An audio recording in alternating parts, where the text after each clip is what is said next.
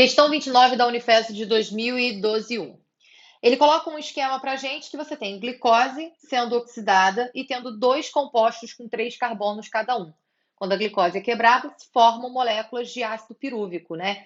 São duas moléculas de ácido pirúvico a partir de uma molécula de glicose. Então, as moléculas de ácido pirúvico contêm aí, nesse caso, cadeias de 3 carbonos, tudo bem? Então, essas duas moléculas que estão sendo representadas ali para a gente são moléculas de ácido pirúvico. O que faz a gente chegar à conclusão que a letra C está errada. Lê a letra C. As duas moléculas de 3 carbonos representam ácido lático. Não, representam ácido pirúvico. Tranquilo?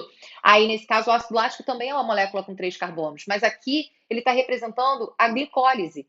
A glicólise é um processo que tem como produto final o piruvato. Ele não está representando fermentação lática para você achar que isso aqui seria o lactato, tá bom? Então, aí nesse caso seria o piruvato e não ácido lático, como ele colocaria na letra C. Então, a gente já descarta a letra C. O processo que ele demonstra para a gente é um processo de glicólise. O processo de glicólise ocorre no citosol das células. Então, não tem ainda a participação da mitocôndria para que a glicose seja oxidada para a produção do piruvato, porque as enzimas necessárias para a realização desse processo, elas estão presentes no citosol da célula e não no interior da mitocôndria. Então, significa que a letra B de bola também está errada, porque ela afirma que esse processo que está ali apresentado, ele ocorre no interior das mitocôndrias. Também está errado. A letra A fala que o processo corresponde à fermentação alcoólica. Gente, glicólise é um processo que acontece para a realização da fermentação alcoólica, para a realização do processo de fermentação lática e para o processo de respiração celular aeróbica também. Então, aí nesse caso, a gente tem os metabolismos energéticos, que a gente estuda, fermentação e respiração celular, acontecendo a partir dessa etapa da glicólise, ou seja, a quebra da glicose é comum a qualquer um desses processos. Então, como a gente não tem nenhum outro produto depois do piruvato, depois daquele composto de 3 carbonos, não tem como você afirmar qual é o tipo de metabolismo que você está vendo ali. Processo metabólico, você sabe que pode ser tanto fermentação quanto respiração.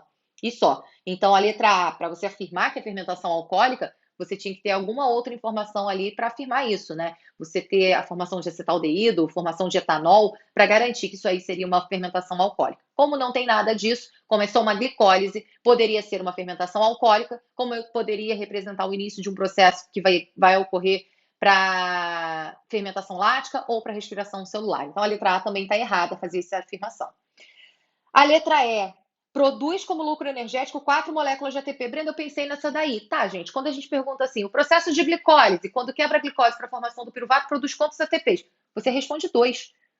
Fermentação, qual o rendimento energético do processo da fermentação? Que só tem a glicólise acontecendo, 2 ATPs.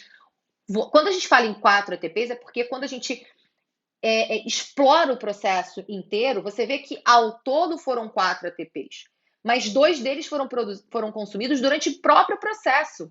Então, saldo, que é o que sobra aí nesse caso, o que vai ficar acumulado na célula para fazer aquele saldo final de ATP que a gente tem ao processo das atividades metabólicas, são de 2 ATPs e não de 4, né? Então, toma muito cuidado, porque quando ele coloca aí, produz um lucro energético, não produz lucro de 4, produz lucro de 2. Ele produz 4 ATPs, mas 2 vão ser consumidos para garantir aí o processo de glicólise. Então, significa que o lucro, que é o que vai sobrar nessa história, são 2 ATPs somente e não 4. A letra E também está errada.